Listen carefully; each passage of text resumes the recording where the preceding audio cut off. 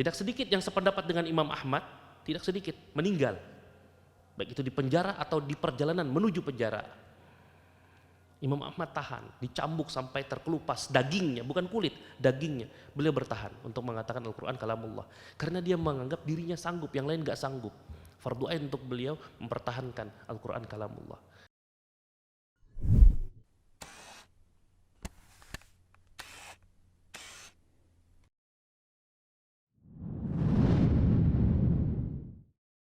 Assalamualaikum warahmatullahi wabarakatuh.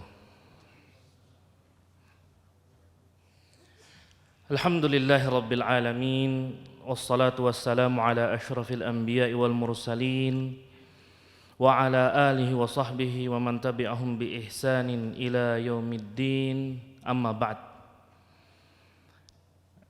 Rabbi shrah li sadri wa yassir li amri wahlul 'uqdatam min lisani yafqahu qawli. Allahumma anfa'na bima 'allamtana wa 'allimna ma yanfa'una wa zidna ilma.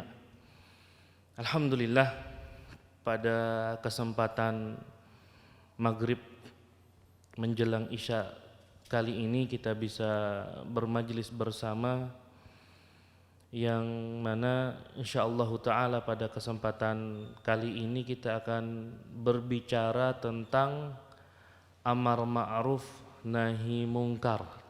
Berbicara tentang amar ma'ruf nahi mungkar.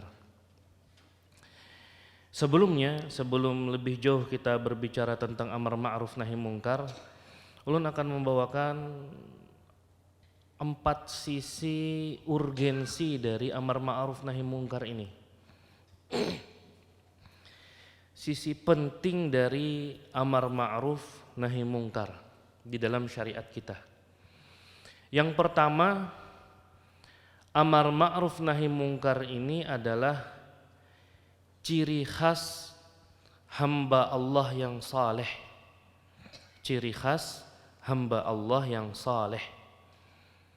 Setiap kita yang ingin dipandang saleh di sisi Allah Subhanahu wa taala, maka harus memiliki ciri khas amar ma'ruf nahi mungkar. Dalilnya Al-Quran, surah Al-Imran ayat 114. Kata Allah Subhanahu wa taala, yu'minuna billahi wal yawmil akhir wa ya'muruna bil ma'rufi wa yanhauna 'anil munkar wa yusari'una fil khairat wa ulaika minas salihin.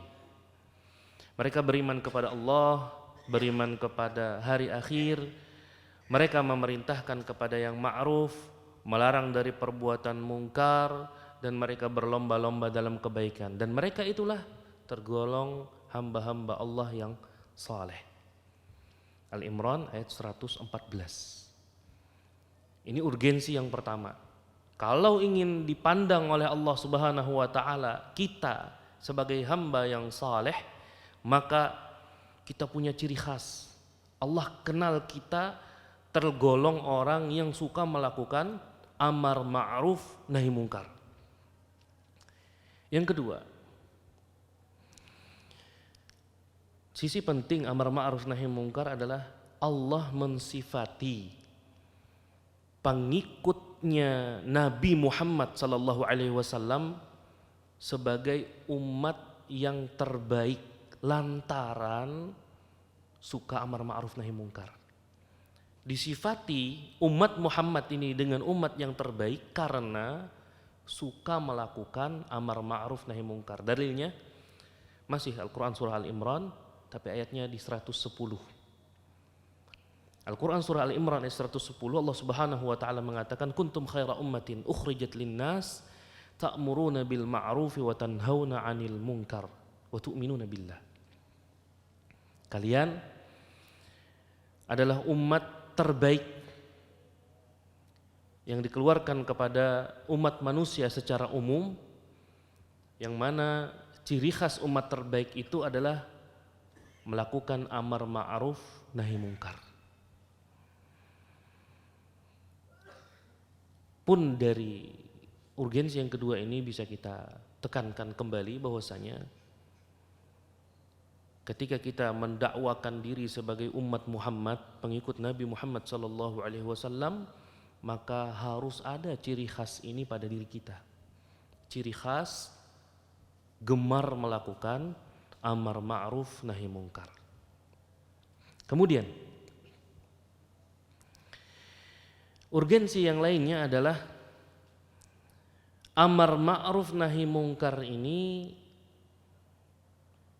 dinilai sedekah oleh syariat kita.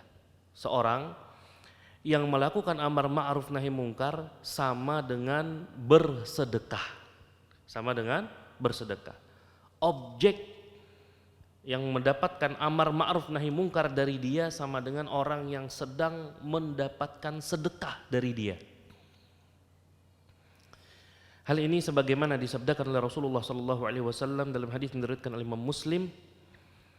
Rasulullah sallallahu alaihi wasallam mengatakan, wa amrun bil ma'rufi shadaqah wa nahyun 'anil munkari shadaqah. Memerintahkan kepada yang ma'ruf itu sedekah, melarang dari yang mungkar itu juga sedekah. Dan yang keempat, urgensi dari amar ma'ruf nahi mungkar ini adalah menghapus dosa-dosa kecil yang kita lakukan. Menghapus dosa-dosa kecil yang kita lakukan. Berdasarkan hadis yang diriwayatkan oleh Imam Bukhari, Nabi SAW mengatakan, fitnatur rajuli fi ahlihi wa malihi wa jarihi tukaffiruha as-salatu was-sadaqah wal amru bil ma'rufi wan nahyu 'anil munkar.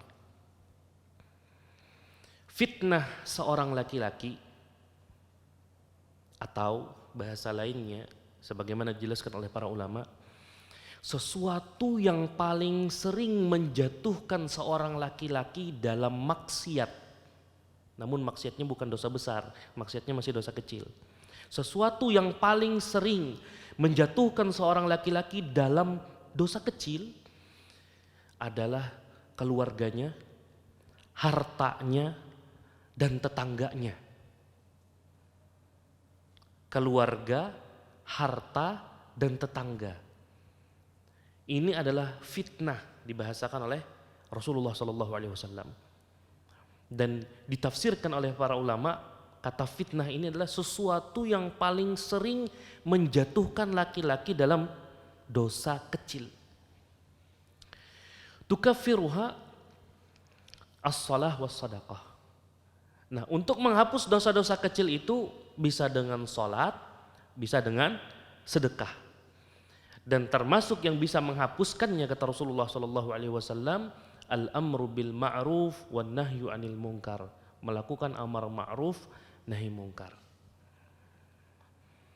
Teks hadis ini memang menyebutkan fitnah yang artinya dosa kecil. Namun tidak jarang, bahkan sering juga keluarga, harta, dan tetangga menyebabkan seorang laki-laki jatuh dalam dosa besar. Dan dosa besar ini tidak bisa dihapuskan hanya sekedar dengan melakukan sholat, sekedar melakukan sedekah, atau melakukan amar ma'ruf nahi mungkar. Tetapi harus dengan taubat nasuha. Harus dengan taubat nasuha. Ini urgensinya. Ya. Sisi penting amar ma'ruf nahi mungkar. Yang pertama tadi dia adalah sifat hamba yang saleh. Yang kedua adalah ciri khas umatnya Nabi Muhammad SAW. Yang ketiga, dia bernilai sedekah. Dan yang keempat, untuk menghapus dosa kecil. Sekarang baru kita masuk ke pembahasan inti dari pembahasan kita pada malam hari ini. Tentang amar ma'ruf nahi mungkar. Kita mau kaji terlebih dahulu sebuah firman Allah Subhanahu wa taala, Al-Qur'an surah Al-Imran ayat 104. Al-Qur'an surah Al-Imran ayat 104. Ayat ini dibawakan oleh Imam An-Nawawi dalam kitab beliau Riyadhus Shalihin di bawah bab amar ma'ruf nahi mungkar. Jadi dalam kitab Riyadhus Shalihin ada pembahasan khusus tentang amar ma'ruf nahi mungkar. Dan ayat ini adalah ayat yang pertama yang beliau bawakan. Allah Subhanahu wa taala berfirman, "Wal takum minkum ummatun yad'una ilal khairi wa ya'muruna bil ma'rufi wa yanhauna 'anil munkari wa ulaika humul muflihun." Al-Imran ayat 104. Hendaklah di antara kalian ada sekumpulan orang yang berdakwah kepada kebaikan, melakukan amar ma'ruf nahi mungkar, dan mereka itulah orang-orang yang beruntung. Kita akan kaji satu persatu dahulu. Ada amar ma'ruf, ada nahi mungkar. Amar ini artinya memerintah, nahi artinya melarang. Perlu kita tegaskan, memerintah itu biasanya dan umumnya adalah yang memerintah itu lebih tinggi daripada yang diperintah. Kalau kita ingin melakukan amar ma'ruf nahi mungkar, pastikan dulu kita di pandangan objek itu adalah lebih tinggi daripada dia. Umumnya seperti itu. Kita tidak mungkin bisa memerintah orang yang lebih tinggi dari kita dan merasa dia lebih tinggi daripada kita. Siapa kamu merintah saya? Nah gitu dia akhirnya. Maka dari itu secara umum memerintah atau melarang objeknya itu harus merasa dia lebih rendah daripada kita terlebih dahulu. Barulah bisa berlaku perintah dan larangan kepada objek tadi. Oke, selesai amar dan nahi. Sekarang ma'ruf. Kita akan kaji kata ma'ruf ini secara bahasa dan secara istilah. Kenapa harus dikaji secara bahasa, dikaji secara istilah? Agar ketika kita bertemu kata ma'ruf di dalam ayat, bertemu kata ma'ruf di dalam hadis, kita sudah punya konsep memahami ayat dan memahami hadis tadi. Begitu juga dengan kata mungkar, kan kita kaji secara bahasa, secara istilah. Kalau pas kita baca Al-Quran, baca hadis, ketemu kata mungkar, maka kita punya konsep memahami kata mungkar itu tadi. Ini mau dibawa ke makna secara bahasanya atau mau dibawa ke makna secara istilahnya. Sederhana, ulun ingin gambarkan dengan contoh lain. Kata doa. Ya, doa ini bisa dimaknai dengan meminta, menyebutkan permintaan-permintaan. Ini makna doa secara bahasa. Makna doa secara istilah syar'i itu adalah melakukan ibadah secara umum kepada Allah Subhanahu wa taala. Melakukan ibadah secara umum kepada Allah Subhanahu wa taala. Jadi ketika kita ketemu ayat, ketemu hadis menyebutkan kata doa, kita tinggal pilih ini kita maknai dengan makna bahasanya, maka dia adalah meminta, menyebutkan permintaan-permintaan. Atau kita maknai secara istilah syar'inya, melakukan ibadah secara umum, seperti itu. Begitu juga kata ibadah. Kata ibadah.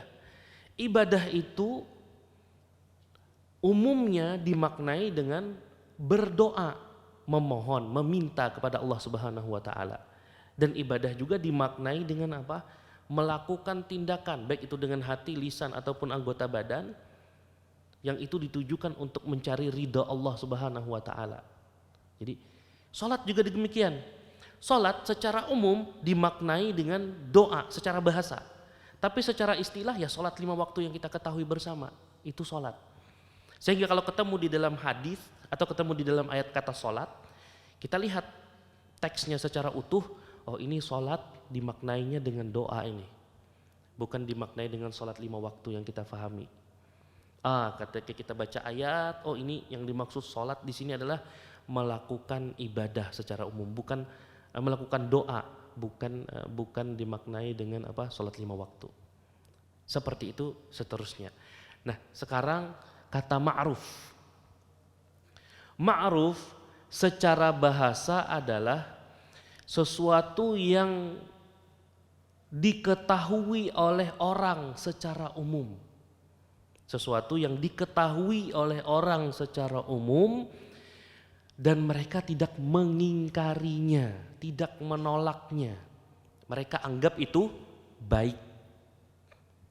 Sesuatu yang diketahui oleh orang secara umum, mereka anggap itu baik, tentunya mereka tidak mengingkari hal tersebut. Itu ma'ruf secara bahasa.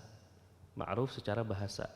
Dan ini penting bagi kita nantinya ketika belajar fikih.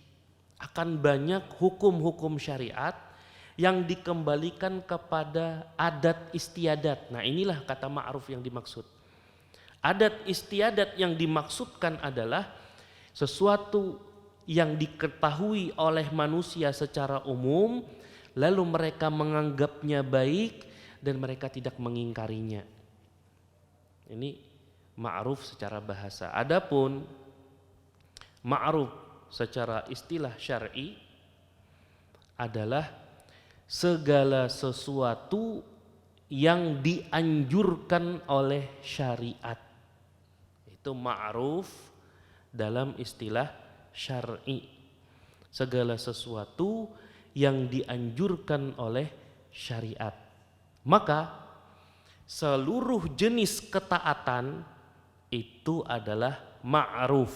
Kalau ingin melakukan amar ma'ruf, satu jenis ketaatan pun yang kita perintahkan kepada orang itu sudah melakukan amar ma'ruf artinya. Apa saja jenis ketaatan itu? Kalau kita perintahkan kepada seseorang berarti kita sedang melakukan amar ma'ruf. Di rumah paling mudah. Nak, sudah zikir pagi atau belum? Belum, baik. Sudah zikir pagi. Amar ma'ruf sudah. Sore seperti itu juga. Mau tidur, sudah berwudu belum anak guring? Belum.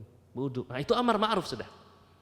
Karena segala ketaatan itu adalah sesuatu yang ma'ruf.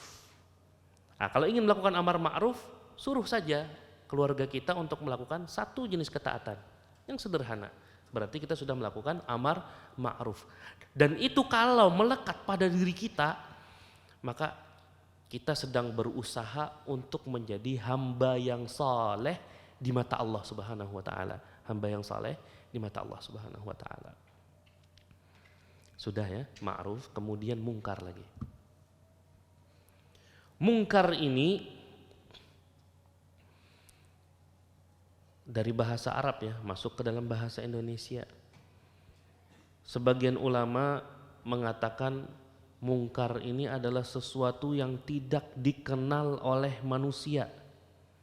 Kalau dilakukan, mereka akan mengingkarinya, menolaknya.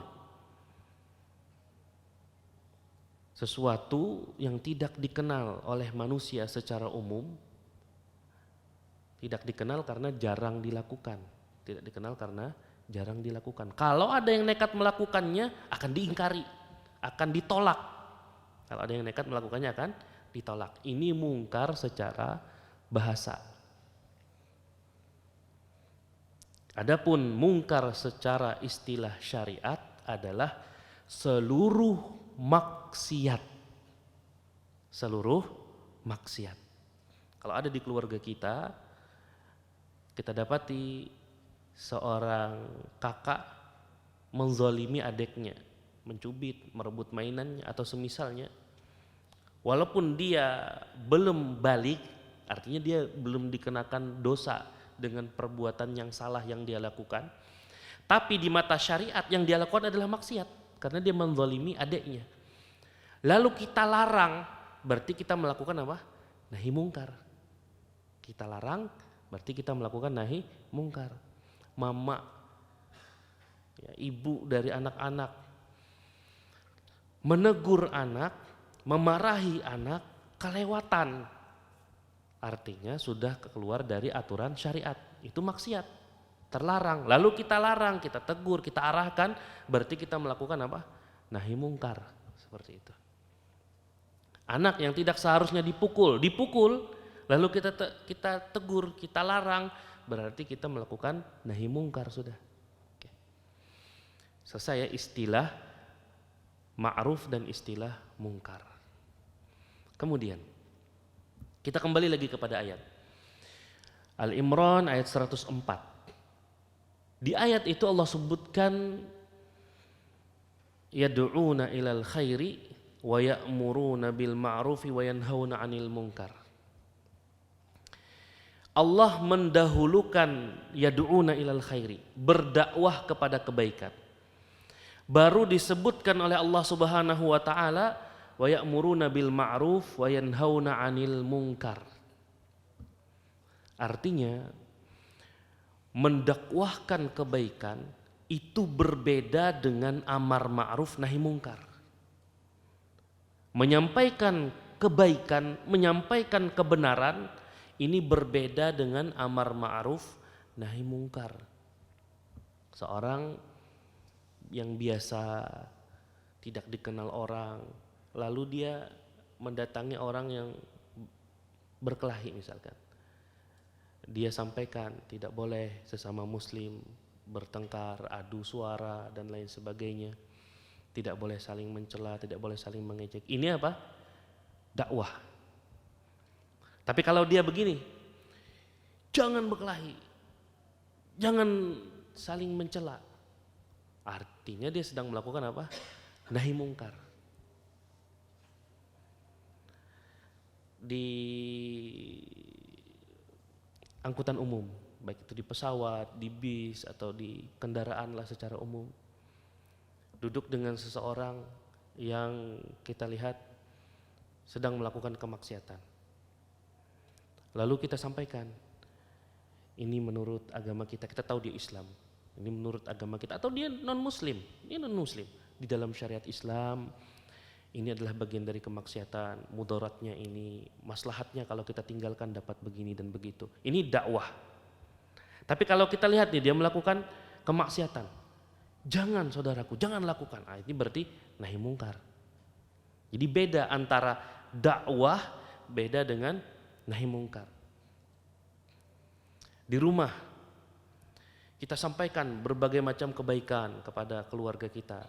Kita nih kalau pagi bagusnya setelah sholat subuh itu baca Quran, sebelumnya kita zikir pagi, baca Quran, nanti ketika terbit matahari tunggu beberapa menit lalu kita sholat duha.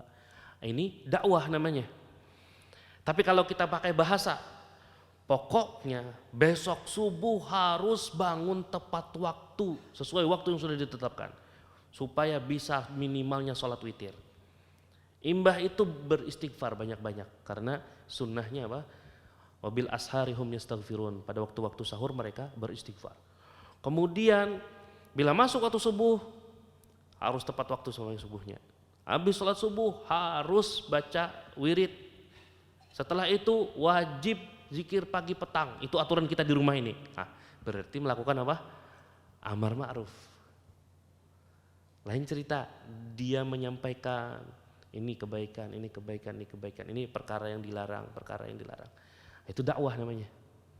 Berbeda antara amar ma'ruf nahi mungkar. Syekh Muhammad bin Shalih Al-Utsaimin rahimahullahu taala beliau menyebutkan di ayat ini ada dua tingkatan. Tingkatan dakwah itu paling awal, kemudian berikutnya adalah amar ma'ruf nahi mungkar, dan level tertingginya adalah man ra'a minkum mungkaran. Man ra'a minkum mungkaran. Siapa yang diantara kalian melihat kemungkaran, falyughayyirhu, maka dia hendaklah merubah kemungkaran tadi. Itu beda lagi. Amar ma'ruf nahi mungkar berbeda dengan merubah kemungkaran. Amar ma'ruf nahi mungkar ketika kita perintahkan, bisa jadi dia tidak melakukan perintah. Nahi mungkar, ketika kita larang melakukan kemungkaran, bisa jadi dia masih melakukannya. Artinya amar ma'ruf nahi mungkar ini tidak melihat kepada hasilnya, tapi melihat kepada prosesnya saja. Ada orang berkelahi tadi misalkan, contohnya di pinggir jalan, bahasa soal, saling mengejek misalkan. Kita lakukan amar ma'ruf nahi mungkar, jangan berkelahi, jangan bahutan, jangan saling merendahkan. Nah, itu kan nahi mungkar sudah. Tatap aja melakukannya, kita sudah lepas, kita sudah melakukan nahi mungkar. Beda dengan man ra'a minkum mungkaran, siapa di antara kalian melihat kemungkaran, falyughayyirhu biyadihi, hendaklah dia ubah dengan tangannya. Artinya harus berubah. Ada persoalan, kamblik, belak ada bulik, misalkan, diancam begitu. Laporkan ke polisi. Akhirnya berpisah dua orang tadi, berhenti dari melakukan kemungkaran. Ini taghyir, ini merubah. Dia di atas level amar ma'ruf nahi mungkar. Di atas level amar ma'ruf nahi mungkar. Kemudian apa hukum amar ma'ruf nahi mungkar? Kalau kita lihat ya, di Al-Imran ayat 104 itu Allah mempergunakan kata perintah, wal takun, hendaklah ini kata perintah. Hukum asal dari kata perintah itu adalah wajib, dan tidak ada satu ayat, satu hadis pun yang memalingkan ayat ini dari wajib menjadi sunnah. Artinya hukum asal dari amar ma'ruf nahi mungkar adalah apa? Wajib. Hanya saja para ulama berbeda pendapat. Ini fardu ain kah atau fardu kifayah kah? Amar ma'ruf nahi mungkar ini. Nanti akan kita bahas hukumnya fardu ain atau fardu kifayah. Karena ada kondisi amar ma'ruf nahi mungkar disepakati fardu ain, dan ada kondisi amar ma'ruf nahi mungkar itu diperselisihkan. Dia fardu ain atau fardu kifayahnya. Tapi yang jelas sebelum proses amar ma'ruf nahi mungkar ada proses dakwah. Ada proses dakwah terlebih dahulu. Kemudian kalau kita bicara soal siapa ulama yang menganggap hukum asal amar ma'ruf nahi mungkar adalah fardu ain, di antaranya adalah Imam Ibnu Katsir. Imam Ibnu Katsir. Kemudian siapa ulama yang berpendapat bahwasanya amar ma'ruf nahi mungkar itu adalah fardu kifayah? Gurunya Imam Ibnu Katsir. Siapa? Syekhul Islam Ibnu Taimiyah. Jadi beda antara guru dan murid ini.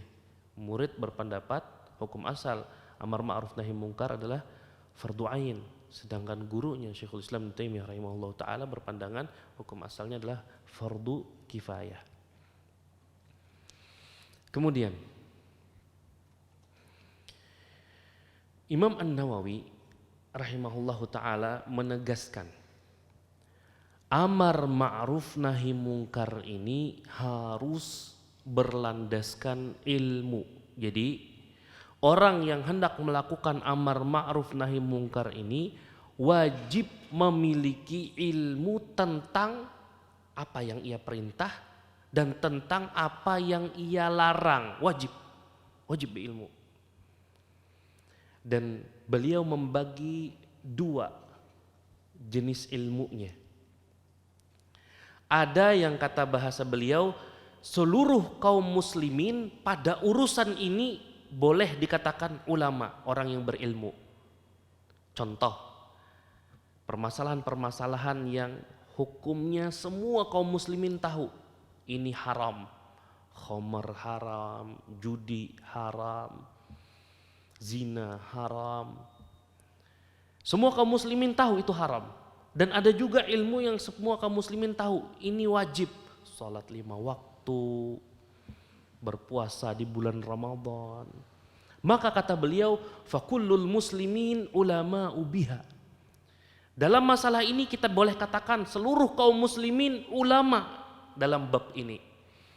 Sehingga dalam permasalahan-permasalahan ini layak dia melakukan amar ma'ruf nahi mungkar karena dia paham ilmunya. Ada jenis ilmu yang kata beliau hanya orang-orang tertentu saja yang tahu.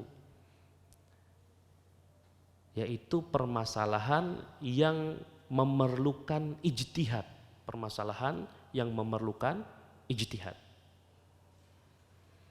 Sudah masuk waktu Isya.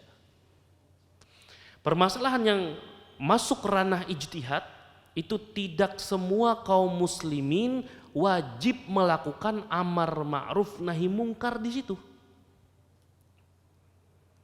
Ada sesuatu permasalahan yang itu diperselisihkan oleh para ulama, maka tidak ada kewajiban pada dia untuk melakukan amar ma'ruf di situ. Selama dia faham ini ada perselisihan ulama di sini, maka tidak wajib bagi dia untuk amar ma'ruf nahi mungkar di situ. Ulun contohkan yang sederhana. Imam An-Nawawi rahimahullahu taala dalam syarah Sahih Muslim yang menyebutkan pendapat mayoritas ulama tentang makan minum pakai tangan kiri. Beliau menyebutkan, beliau menisbatkan kepada mayoritas ulama makan minum dengan tangan kiri itu makruh, nggak sampai haram. Walaupun kita berpendapat jelaskan hadisnya, tangan kiri itu gawiannya setan.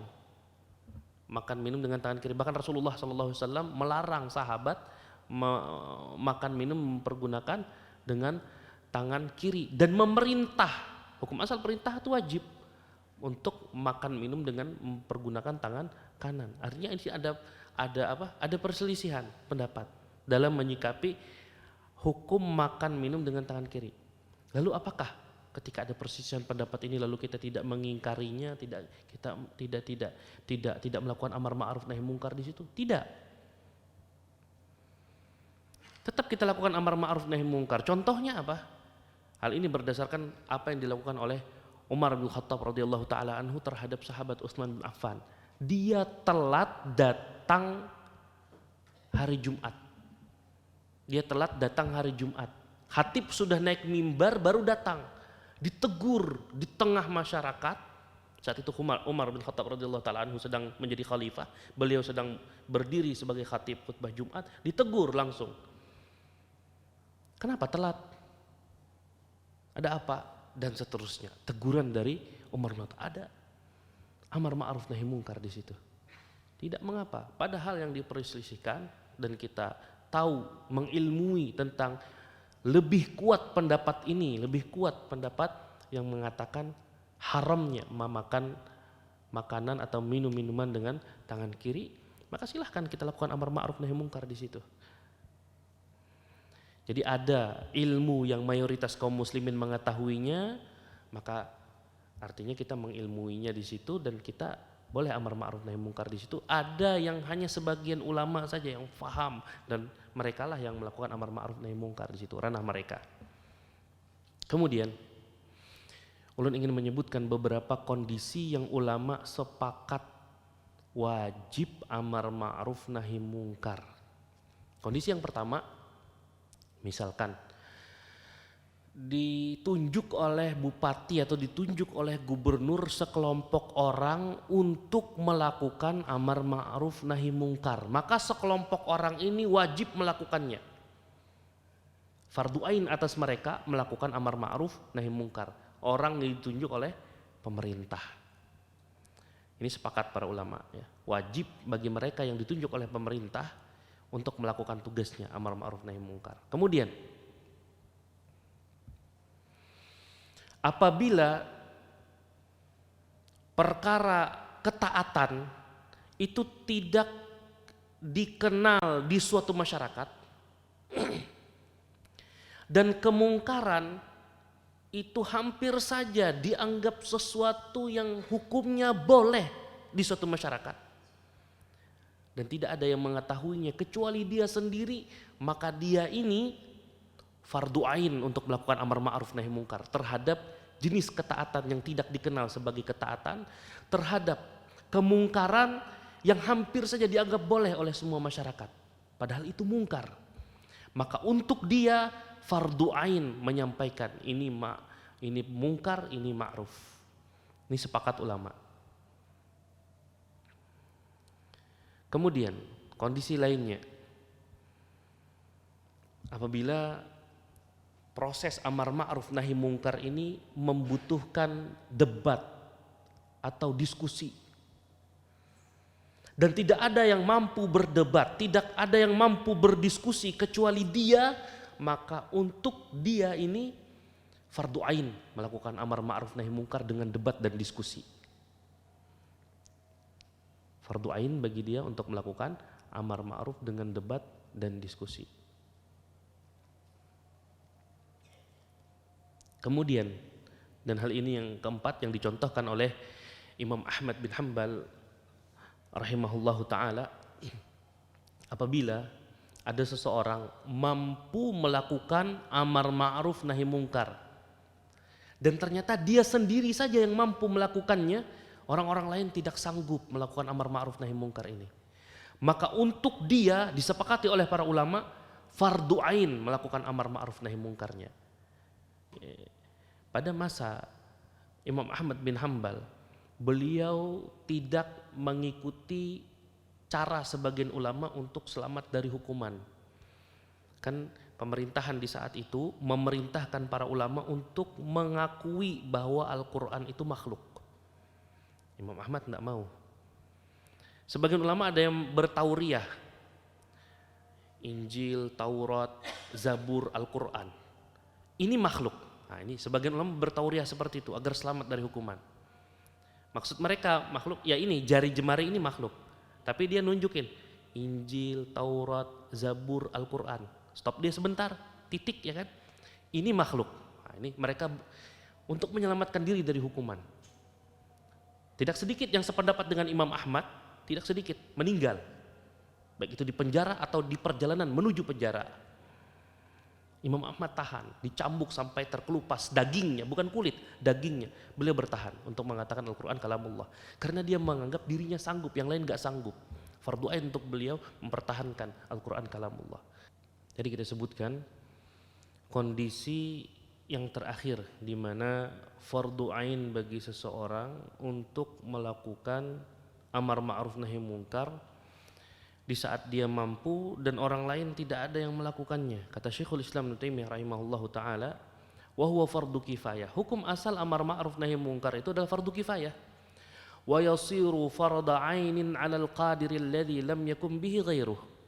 Dan berubah menjadi fardu ain bagi seorang yang mampu melakukannya dan orang lain tidak ada yang melakukannya.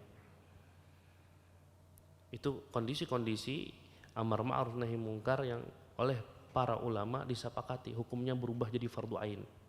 Baik itu yang mengatakan hukum asalnya fardu kifayah seperti Syekhul Islam Ibnu Taimiyah, ataupun yang memang dari awal mengatakan hukum asal dari amar ma'ruf nahi mungkar adalah apa? Fardu ain. Kemudian secara umum ketika Allah Subhanahu wa taala tutup ayatnya dengan mengatakan wa ulaika humul muflihun, artinya orang yang melakukan amar ma'ruf nahi mungkar dia tergolong kepada orang-orang yang mendapatkan keberuntungan. Keberuntungannya dalam bahasa para ulama huwal faizu bimatlubihi an-naji min marhubihi. Dia mendapatkan apa yang dia cari dan selamat dari apa yang dia takuti. Ini adalah orang yang beruntung di dunia dan di akhirat. Di dunia dia mendapatkan apa yang dia cari, selamat dari yang dia takuti. Di akhirat pun demikian, dia mendapatkan apa yang dia cari dan selamat dari yang dia takuti. Ini orang yang beruntung. Dengan apa? Dengan amar ma'ruf nahi mungkar. Kita sederhana saja, lakukan itu di tengah-tengah keluarga kita. Lakukan amar ma'ruf nahi mungkar itu di tengah-tengah keluarga kita. Kemudian pada kesempatan malam hari ini kita tambah satu hadis untuk melengkapi, karena ada 3 tingkatan yang harus kita pahami bersama, yang berbeda-beda tingkatannya, dan semakin tinggi tingkatannya semakin sedikit orang yang mampu melakukannya. Yang tadi dakwah, ini semua kita bisa melakukannya. Menyampaikan satu ayat, menyampaikan satu hadis, menyampaikan satu kebaikan, semua orang bisa melakukannya. Ini dakwah. Kemudian level berikutnya orang-orang tertentu saja amar ma'ruf nahi mungkar. Dan yang ketiga adalah merubah kemungkaran. Merubah kemungkaran. Hadisnya diriwayatkan oleh Imam Muslim dari sahabat Nabi yang bernama Abu Sa'id Al-Khudri radhiyallahu anhu. Beliau mengatakan, sami'tu Rasulullah sallallahu alaihi wasallam yaqul, man ra'a minkum munkaran falyughayyirhu bi yadihi, fa in lam yastati' fa bi lisanihi, fa in lam yastati' fa bi qalbihi, wa dzalika adhaful iman. Siapa saja di antara kalian yang melihat suatu kemungkaran, maka hendaklah dia rubah kemungkaran itu dengan tangannya. Apabila tidak mampu merubah kemungkaran dengan tangannya, maka rubahlah dengan lisannya. Apabila tidak mampu merubah dengan lisan, maka hendaklah dia merubah kemungkaran dengan hati. Dan itu adalah selemah-lemahnya iman. Hadis diriwayatkan oleh Imam Muslim. Jadi tingkatannya ada 3. Yang pertama berdakwah, yang kedua amar ma'ruf nahi mungkar, dan yang paling tinggi adalah merubah kemungkaran. Di sini kita ingin perjelas gambaran yang membedakan antara amar ma'ruf nahi mungkar dengan merubah kemungkaran. Kalau amar ma'ruf memerintahkan kepada yang ma'ruf, nahi mungkar melarang dari kemungkaran. Dengan bahasa dia, lakukanlah ini. Ayo sholat. Sambil jalan, sambil lewat. Sadang dah kita sembahyangan. Nah, amar ma'ruf.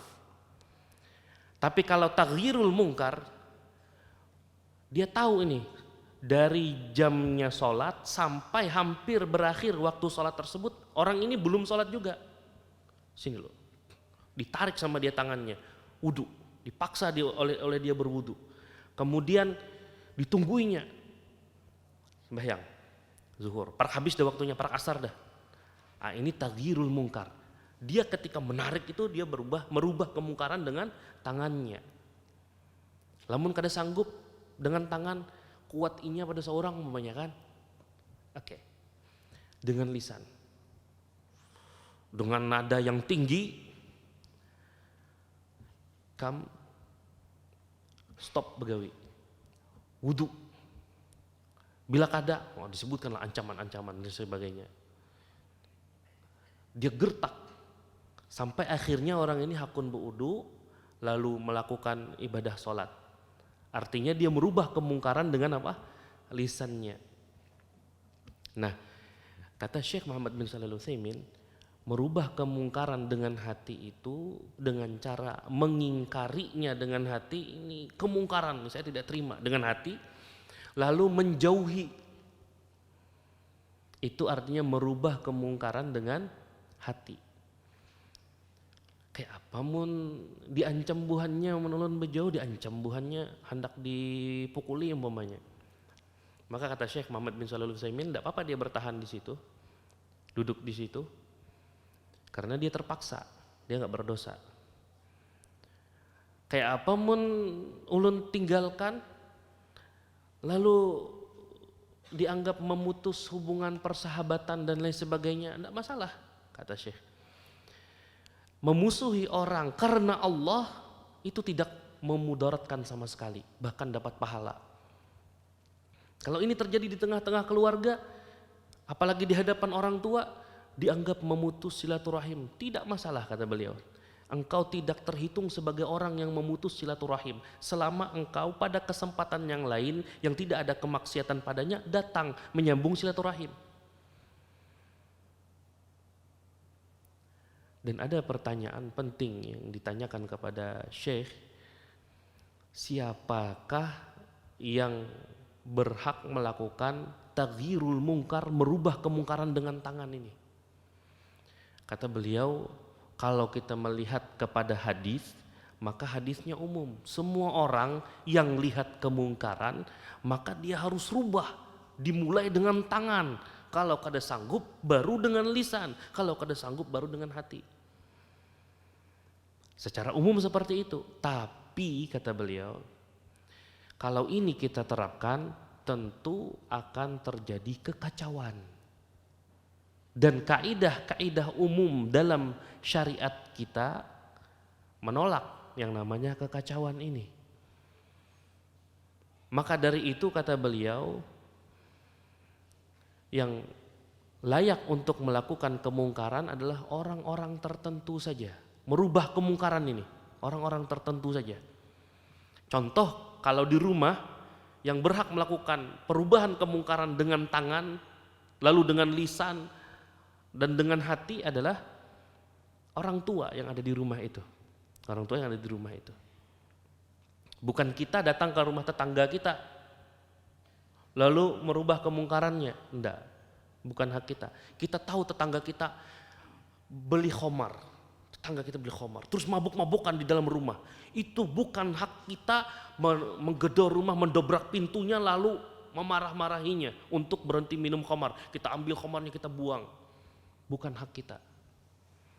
Itu hak pemerintah.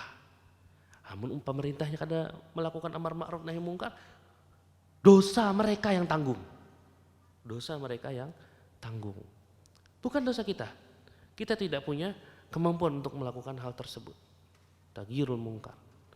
Banyak tempat-tempat kemaksiatan, pemuda-pemudi yang bukan mahram duduk berdua-duaan. Kita hanya bisa berdakwah atau mungkin sampai tingkatan amar ma'ruf nahi munkar saja. Tapi untuk taghyirul munkar, pingkut tangan lelakiannya, balik kamu ke rumah. Sekalinya orangnya orang yang luar biasa kan, ada kemudaratan menimpa kita akhirnya, menimpa keluarga kita, menimpa. Nah, ini yang bisa menimbulkan kekacauan. Akhirnya orang yang berhak dan bertugas melakukan amar ma'ruf nahi munkar sampai level merubah kemungkaran itu, taghyirul munkar level ketiga ini adalah pemerintah. Ketika di taman-taman umum banyak kemaksiatan yang berdosa, pemerintah yang berwenang berdosa. Pemerintah yang berwenang. Lah Ustadz, kenapa pian menyebati pemerintah? Berarti menggibah pemerintah? Enggak, ini menyampaikan saja, dan ini bagian dari berdakwah. Pemerintah umum, pemerintah dunia lah secara umum, ya kan? Umar bin Khattab radhiyallahu taala anhu diriwayatkan kepada beliau pernah mengucapkan begini, artinya apabila ada keledai di Irak, sedang beliau berada di mana? Di Madinah. Apabila ada keledai di Irak yang tergelincir karena jalan di kota Irak itu rusak, maka aku meyakini, ujar Umar, aku meyakini Allah Subhanahu wa taala pasti akan menanyaiku, kenapa engkau tidak memperbaiki jalan di kota Irak sedangkan engkau pemimpinnya. Itu sudut pandang Umar bin Khattab terhadap kepemimpinan yang beliau pegang. Kalau sekiranya kayak ini cara berpikir para politisi kita di Indonesia, niscaya kedada kisah berebut kursi. Kalau sekiranya seperti ini cara berpikirnya, niscaya tidak ada cerita berebut kursi, apalagi sampai apa? Memberi orang, menyogok orang supaya memilih dia. Kalau begini cara berpikirnya, bayangkan dia di kota Madinah, keledai yang tergelincir di kota Irak. Saya yakini, ujar Umar, bahwa Allah Subhanahu wa taala di akhirat kelak akan meminta saya pertanggungjawaban gara-gara keledai yang tergelincir karena jalannya tidak diperbaiki. Padahal kamu bisa memperbaikinya. Wah, bayangkan.